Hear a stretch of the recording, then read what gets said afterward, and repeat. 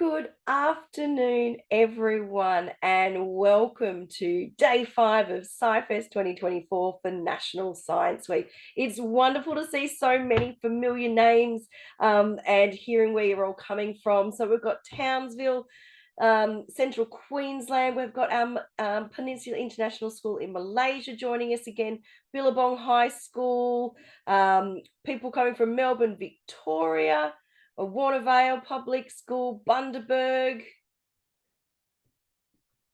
St Patrick's and Parramatta. So thank you for joining us again. Oh, coming from Sydney. I'm coming from the Central Coast, and we have fabulous presenters coming to us from Queensland today. So a big thank you to Inspiring Australia New South Wales that's enabled us to do all of these programs for SciFest 2024 for free. So 15 amazing programs that we're having across the 5 days have all been funded by them and brought to you by Virtual Excursions Australia. So it's wonderful to have everyone here, and we are going to pass over to our fabulous presenter, Dr. Shaz from Street Science, who is going to run our program today.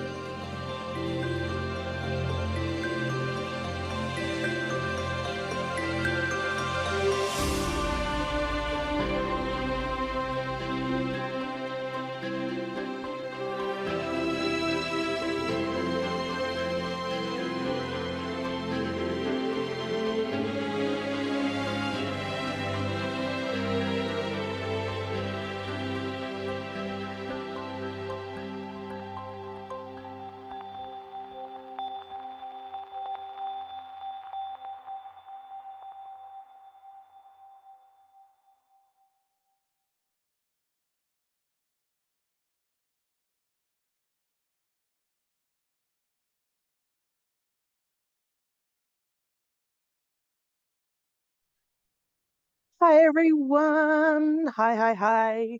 It's Dr. Shaz here from Street Science, coming to you live from Street Science Studios to your computer, your classroom, all over the place. I can see in the chat we've got people from New South Wales, from Malaysia, from Queensland, from Townsville, all over the place. It's fantastic. Now, we are here today to celebrate National Science Week, right? The best week in the entire calendar year, even if I say so myself. Now, every year for National Science Week, we put together a show based on the theme. And this year's theme is all about species survival. So we've done exactly that. So this year's theme exactly is called Species Survival, more than meets or more than just sustainability. So we put together a show called Save Our Species.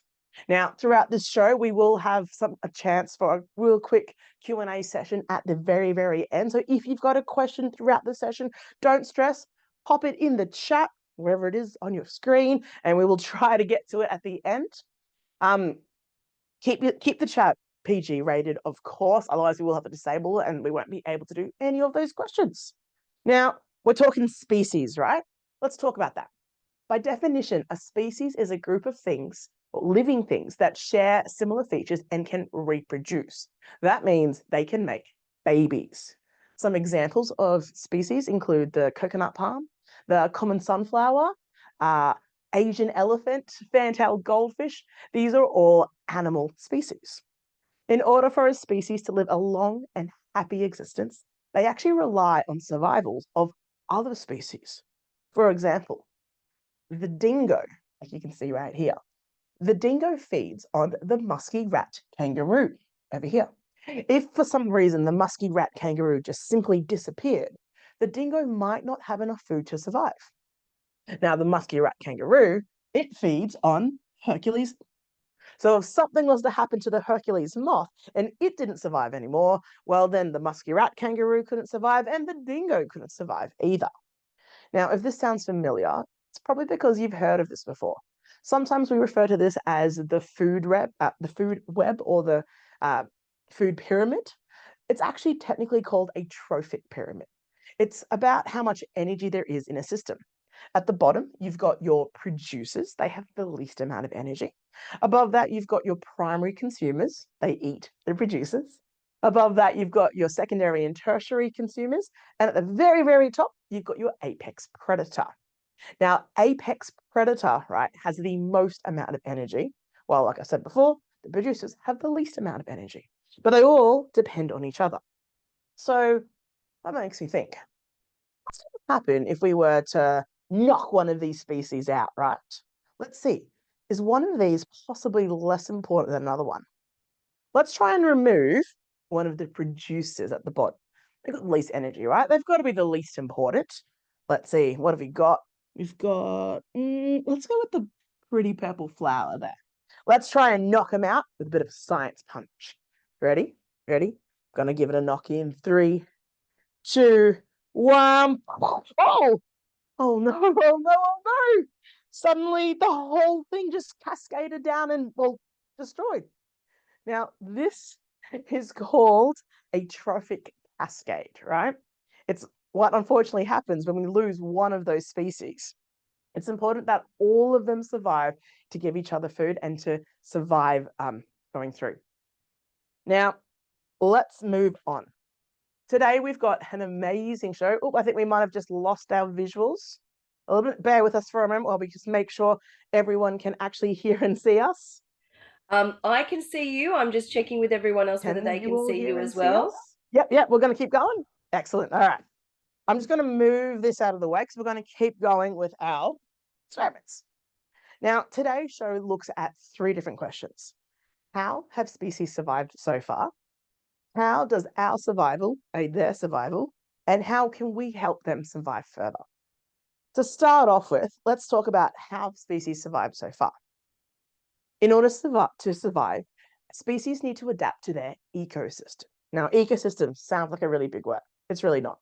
An ecosystem is a place where living things like plants and animals interact with non-living things like your water, your temperature, your not food, your rocks and trees, right?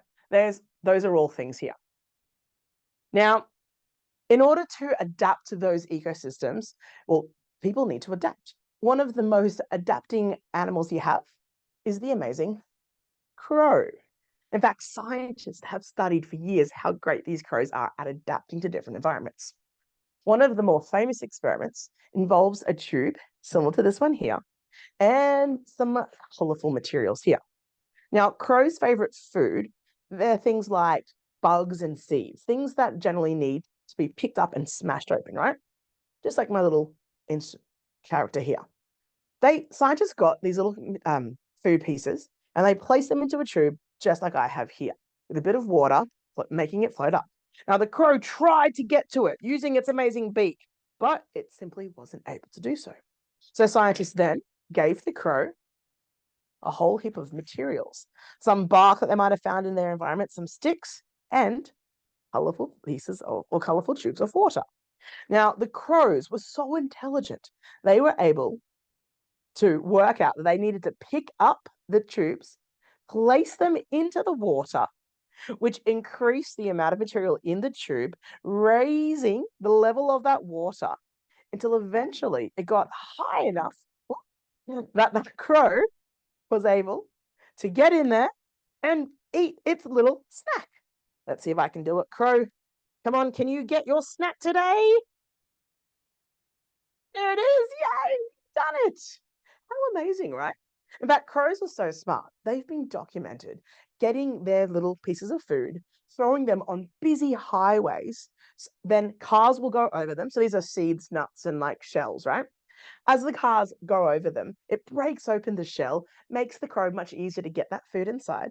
The crow's then going to wait for a red light so it knows no cars are going to come through. It will simply then just walk in, pick up the food, have a really easy snack. Crazy, right? Crows are so intelligent, it's absolutely amazing. Now, not all species are able to adapt using intelligence. Some other species adapt in some really crazy ways. Now, the next creature I want to talk to you guys about is super cute. He's called the golden-tailed gecko. I'm actually going to show you a photo of this guy because he is adorable, absolutely adorable, right? The golden-tailed gecko has the ability to protect itself from its prey. Its predators. It gets eaten by feral cats who absolutely love to numb on this guy. But it can actually protect himself by shooting goo out of its tail. So I want to demonstrate this. I've got a picture of a feral cat here today, right? This is the predator of my lizard. We're just going to place little kitty cat over here. All right, Beaver, you can go over behind it. Stay. Yeah, so my cat's there. Now, I'm not a golden-tailed gecko, right? So I can't actually shoot goo out of my tail. Or can I? Underneath here, I actually have a little tail. I'm going to quickly attach him to me so I can live out my lizard fantasies. And I've got some goo I prepared earlier. Let's get some goo, suck it up. And, oh no, the cat's trying to eat me. No, you don't. Shh. Ah! Well, that cat's gone, isn't it? Now, that goo, not only does it like scare the cat off, it smells really bad and makes the animal, it's really sticky. So it makes it really, really hard for the predator, the cat, to actually catch the lizard. Amazing, right? Now, another challenge that a lot of animals need to overcome, especially living in Australia, is bushfires, right? Bushfires, unfortunately, are all over the place here in Australia. Bushfires are a particular problem because when a bushfire comes through, there's a lot of flammable material around. We've got lots of leaves and trees, right? As that material breaks down into smaller and smaller pieces, it becomes even more flammable. Dried out vegetation is particularly good for this. Now, if it becomes a powder like this, and if it gets aerated or blown into the wind, it becomes the most flammable thing you can have. Now, I've got some flammable powder right here. I actually really want to show you how flammable the stuff is because it's pretty cool.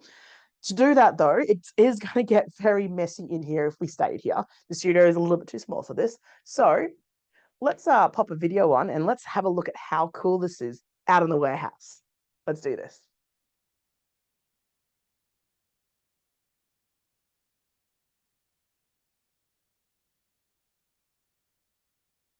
All right, guys, come to the warehouse with me. So over here, we've got set up a compressed air cannon. It's basically just a big tube with compressed air inside. When I press the big red button here, the pressure is going to release and it's going to send air shooting out this way. Now, if I load some of my powder right in the top here, that powder is going to be released into the air. Let's do that right now. Beautiful. Now, once that powder is released into the air, if we have waiting some fire, say a flamethrower, we should be able to ignite it and it's going to look spectacular. So let's give this a go. Of course, safety first. Now, this could get loud as well. So if you don't like loud noises, you might want to cover your ears and turn down the speakers. Let's get the fire going.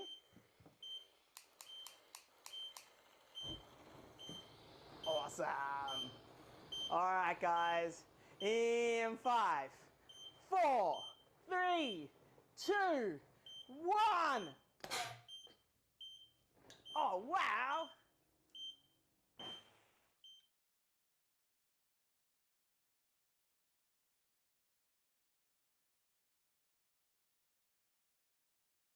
So was that? Oh my goodness, that was amazing. Now, because the Australian bushfire season, right, is so rampant, it makes sense that the species that are able to survive the best are species that are able to withstand very high temperatures. In fact, there are even some plant species out there that need that fire to reproduce. There's a species of Banksia, a couple of species of Banksia actually, that release seeds during a bushfire which fall to the ground in something called a seed bank. Now, that seed bank needs that fire, it needs that heat in order to open up to release the seeds, and then the seeds can grow without any interference. Amazing, right? Now, another way that we need to make, or another way that plants and animals need to overcome things is by able to be reproduce over long distances, right?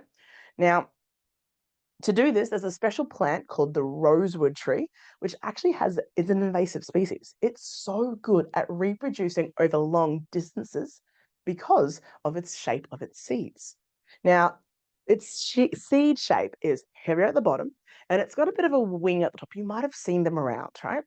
And that special shape means as it falls to the ground, the heavier bit's always closer to the bottom, so it falls down. And that wing actually changes the way that turbulence works. It changes the way the wind spins around it, slowing it down. So a big gust of wind can come past and travel at long distances. Now, I want to kind of demonstrate this to you. And to do that, I've got some pieces of paper here. We've made little helicopter seeds, right? Now, these seeds, just like uh, my seeds, are heavier at the bottom. I've actually folded the paper through and given it a stable.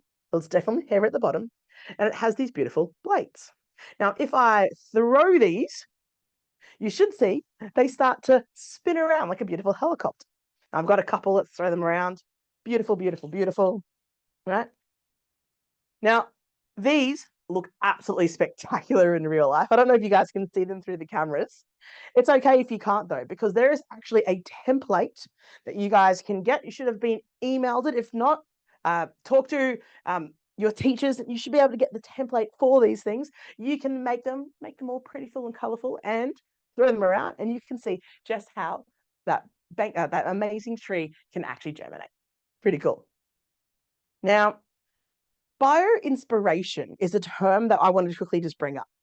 Bioinspiration is the idea that we can take innovation from things around us, just like those helicopter seeds. Some people actually think that we've discovered or we made helicopters from helicopter seeds. Not quite the case, but we do definitely do other innovations using our materials. In fact, one of our engineers that's helped us to survive in this world is our good old beaver. And I've got a little beaver friend here. Now, beavers are pretty fancy, right? They're nice little chubby things. They're really good at swimming in pools of water, but they're not so good at running on land. So it makes sense to help the beaver survive that they build their houses in the middle of big lakes so predators can't get to them.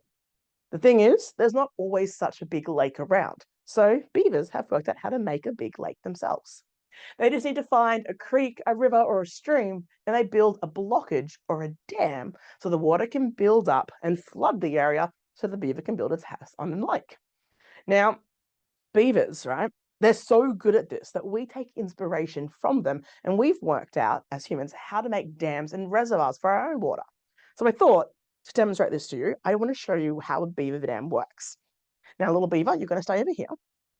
I've got a river cross wave here. So think of it like if a river was blowing down or rolling down, and I've just cut it in half, this is what it would look like. Water going that way towards you guys, right?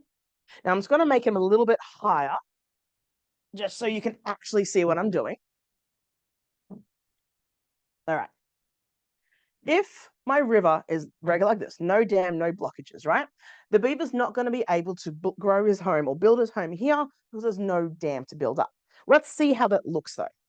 So I've got some water, and we're just going to demonstrate what it looks like if water just flows through my river. Pour it in, pour it in, pour it in. And there you have it. It starts flowing pretty quickly, pretty quickly. Now I'm just going to empty that back into here so we don't have a dam building up in the studio. Now, Beaver comes along. He sees this flowing stream with water going everywhere, and it starts to build a dam using sticks, using mud, using a whole lot of leaves and things that it's found around. It might look a little bit like this. Now, if I turn to the side, you'll notice that the dam is bigger at the bottom and smaller at the top. That's actually really clever. There's more particles of water at the bottom of the river, right? So there's more pressure building up down there. The beaver knows this, and it's been able to change the way it builds the dam to make sure that there's more structural integrity at the bottom, so the dam's not going to break. In fact, let's see how much water our little dam here can hold. So remember, before when we had it going, the water rushed out really, really fast. Let's see, pour some water in. Is there any leakages yet? Nothing, nothing. All right, let's go again. Any leakages now? All right, can we get a whole bucket in there? Let's give it a go. Oh my goodness, that is crazy. I've emptied my bucket completely and not a single drop of water has come out. Amazing, right? That's how good our beaver dam is. Crazy. Now, like I said, us humans, we've taken inspiration from this and we use the same kind of design to make reservoirs of water that are going to help us with having water to drink, also giving us electricity and access to water so we can grow food to eat as well. Pretty cool. I'm just going to pop my dam away real quick because I want to talk to you guys about another creature that we have got bio-inspiration from. And that is the good old honeybee, right? Now, you guys might have seen honeybees before, right? Cute little fuzzy things. They create honeycomb, which is made out of hexagons.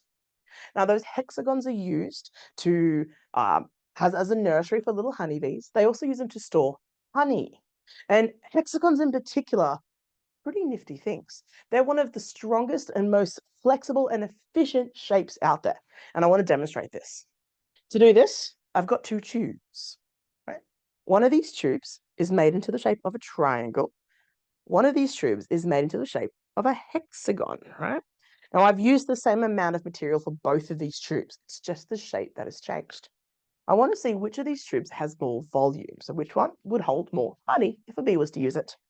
Now, to measure this, I've just got some purple powder here, which we're going to pretend is honey for today.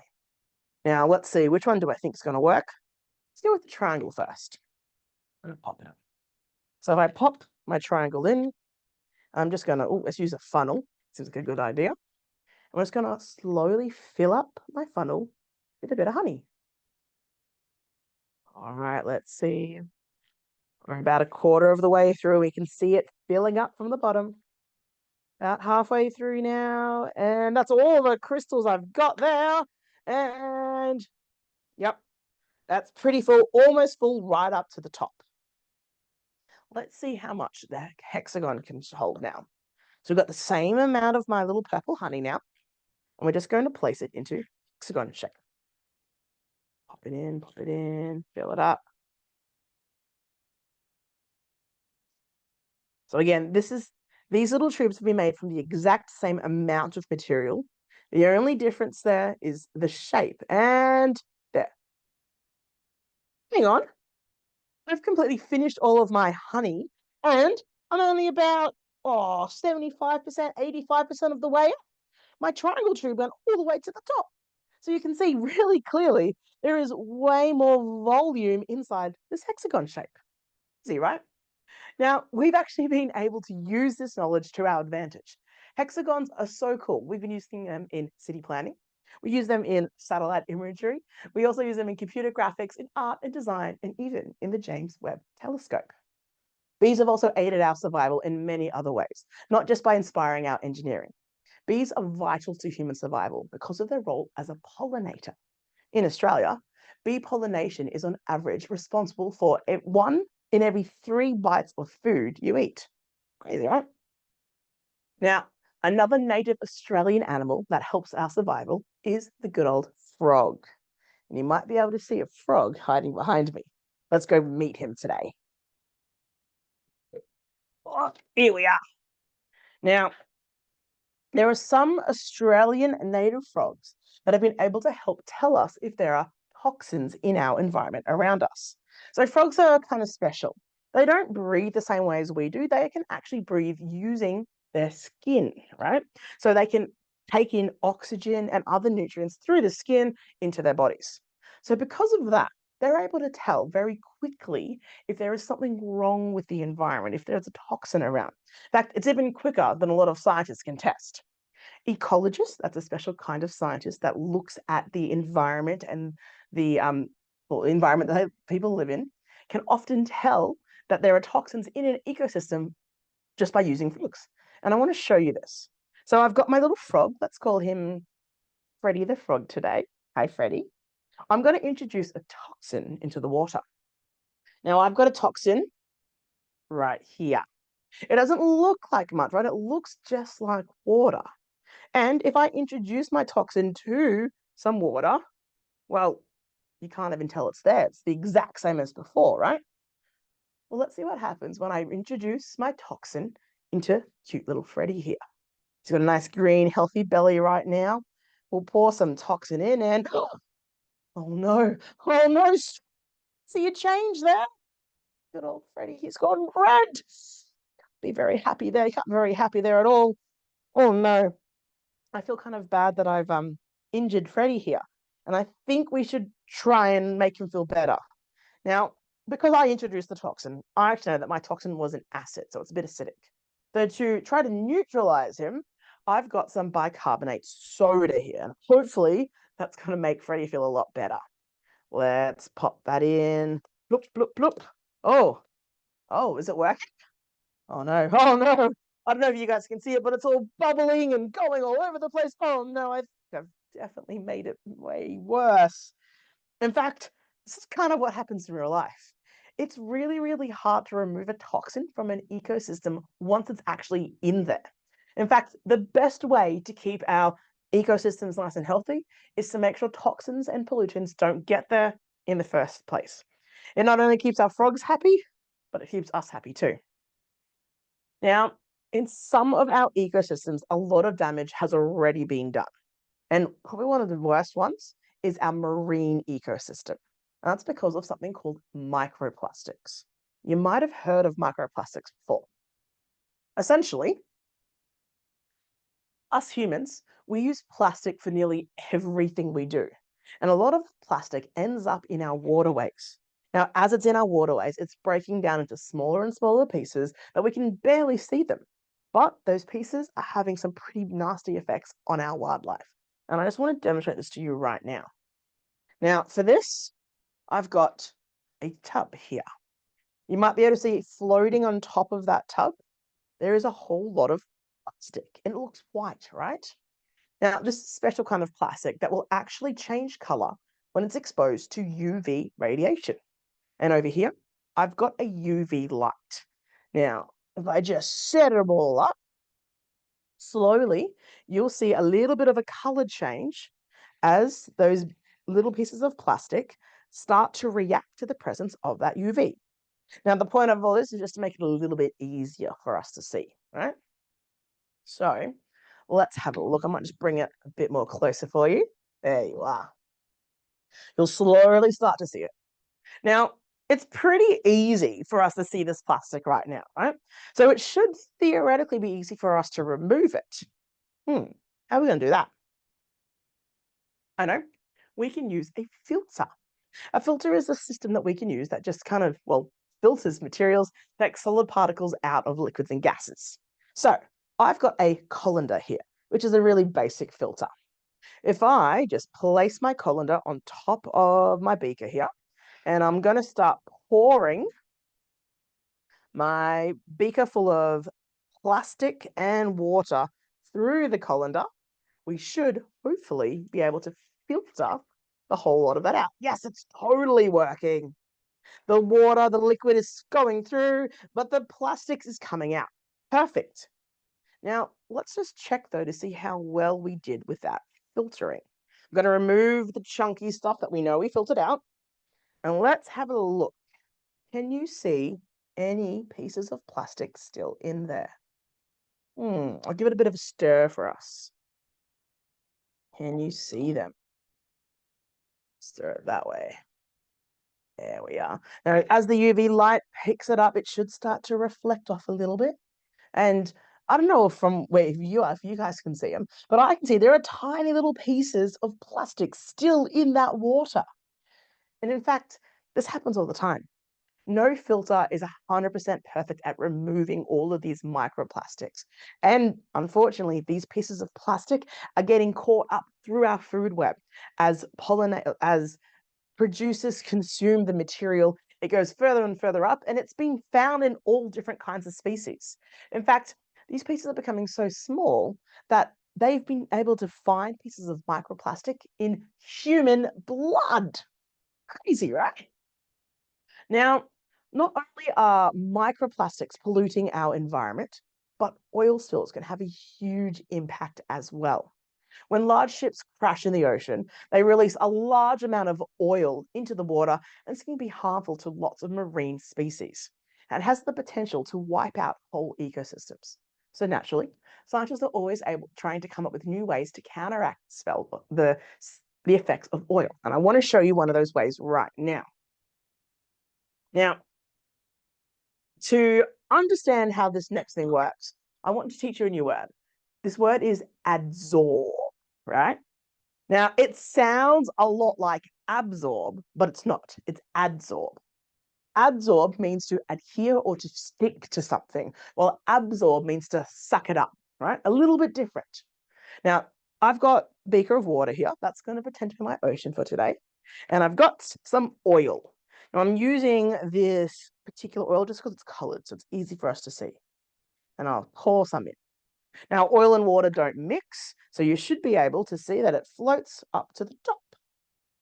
Yeah.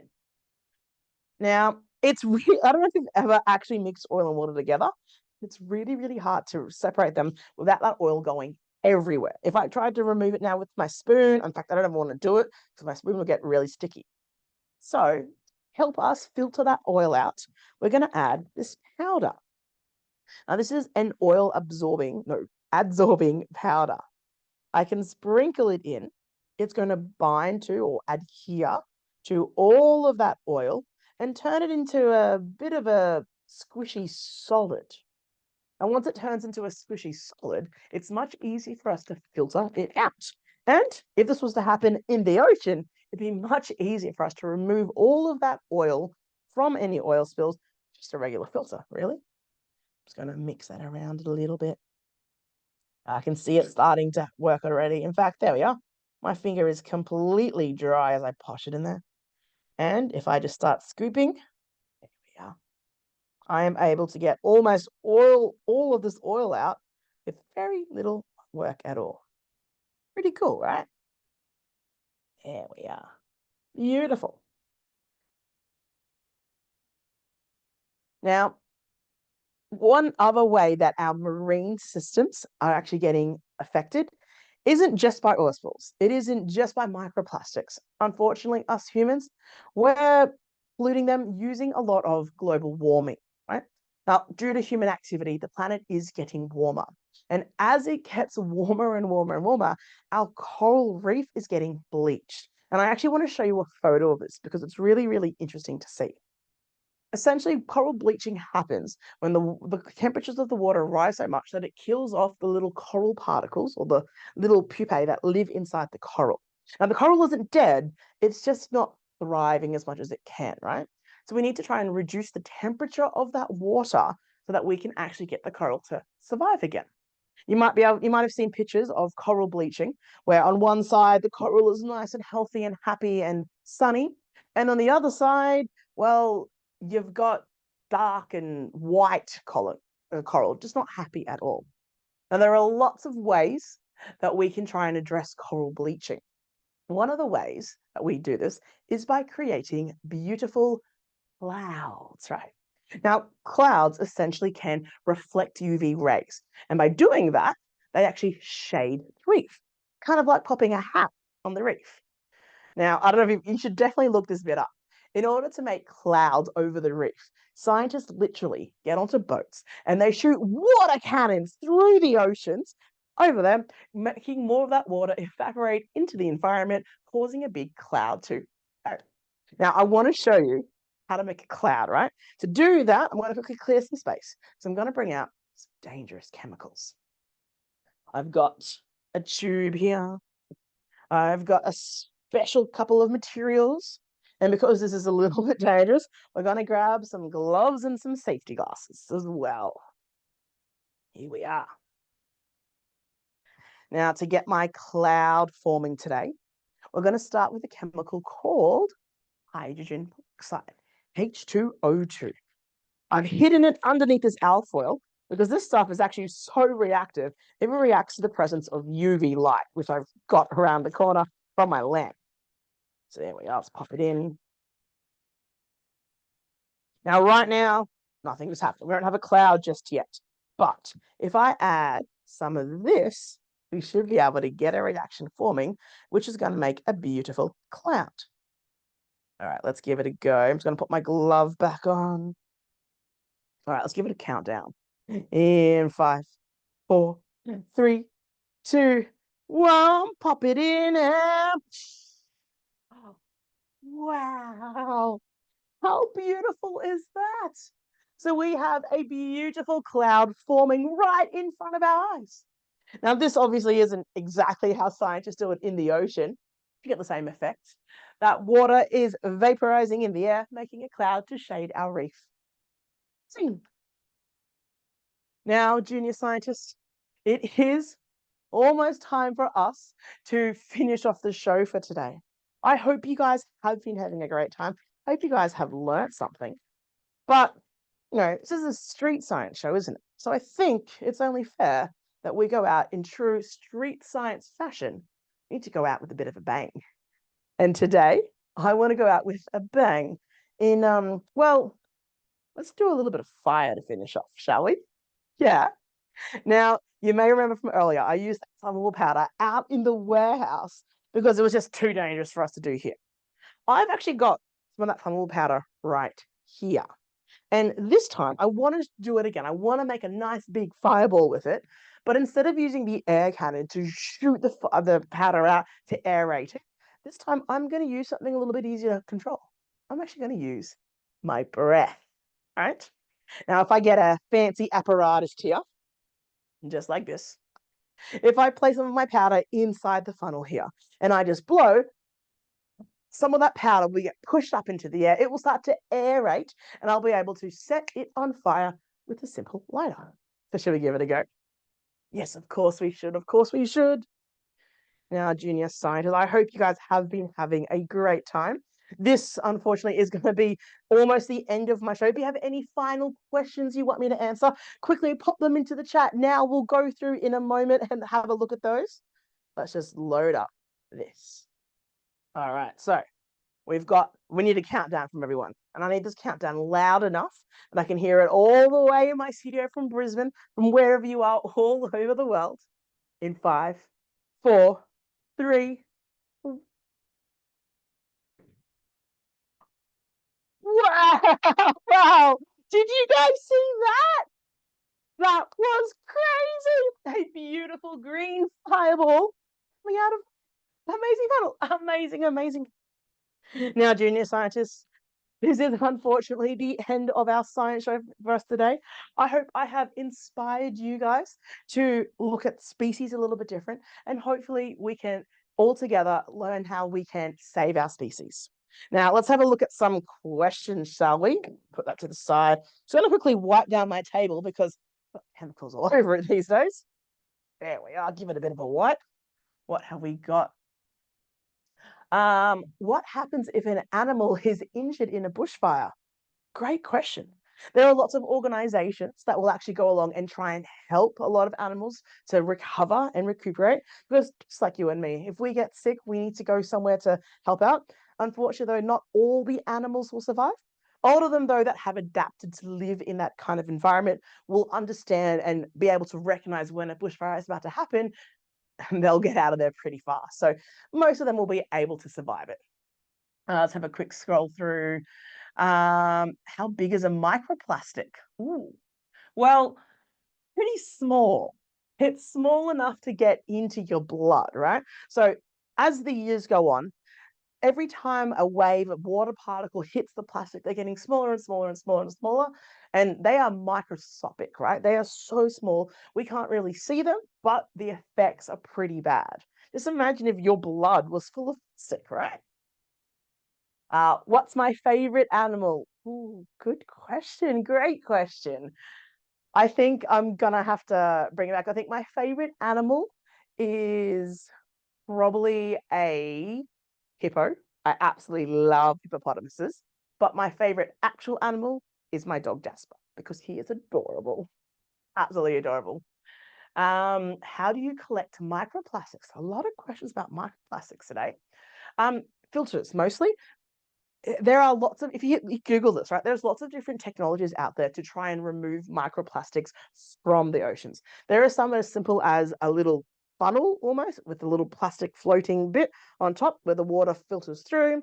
Kind of like if you've ever had a fish tank, there's different specimens or different setups just like that. It's all different ways. Can the coral come alive again after the cloud covering? Definitely. In fact, it happens all the time.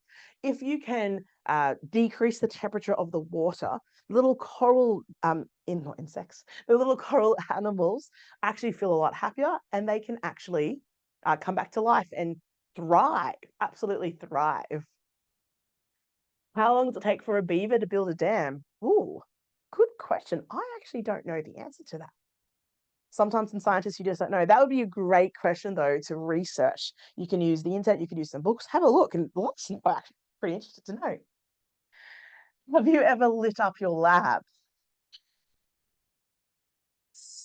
There are times in our experimental phase when we're still learning how to do demonstrations where things don't always go right. But as long as you've got all the appropriate safety equipment around, you'll be fine. I always do all of my demonstrations with a fire extinguisher. I've got two actually in the room around us, and I've got a massive bucket of water underneath me. So if anything goes wrong, push the water comes out and the fire extinguisher goes out too. So we're all good. Can you do a shout out? Oh, yes, I can. I want to do a shout out to St. Cherie's Catholic Primary School in Dennystown. Nice to see you guys. Nice to see you guys. I'm glad. I hope you guys have enjoyed the show here today. Um, I don't know a whole lot about microplastics in our blood, but I do know that our blood is really important for us to have our oxygen, right? Blood helps us to circulate oxygen around, and microplastics, being plastics, they aren't a biological material. They don't break down. So they do cause physical blockages in lots of different parts of your body. So I'm not a blood expert, but I do know that they're not good for us. They're not good for us at all. All right, we've got time for maybe one more question. We're almost at the end of our show. Let's have a quick scroll through. Oh, we've got a couple of shout outs coming through. Shout out to, I don't know how to pronounce that, sorry. Mustard Day, was it? Shout out to the grade threes in all different places around the world. All right, guys. I think we're going to have to wrap things up today. It's been so much fun hanging out with you guys. Happy National Science Week, guys. Best week of the entire year. I hope you guys have managed to get some hands-on science and I enjoy the show. We'll see you guys next time. Excellent. Thank you so much, Dr. Shaz, for being part of our program today. It was wonderful to learn out all that information. We've got a shout out to John Colbert School as well. We've had lots of shout outs. But thank you all, because many of you have joined us not only for this fabulous session from Street Science, but for many of our sessions across SciFest. Now, there is one more program to go at 4 o'clock this afternoon, which is a sensory sanctuary, a bit of mindfulness and connecting to nature to finish off National Science Week. And a big thank you to Inspiring Australia New South Wales for supporting this program that's brought to you by Virtual Excursions Australia. Thank you, everyone, and I look forward to seeing you all again soon.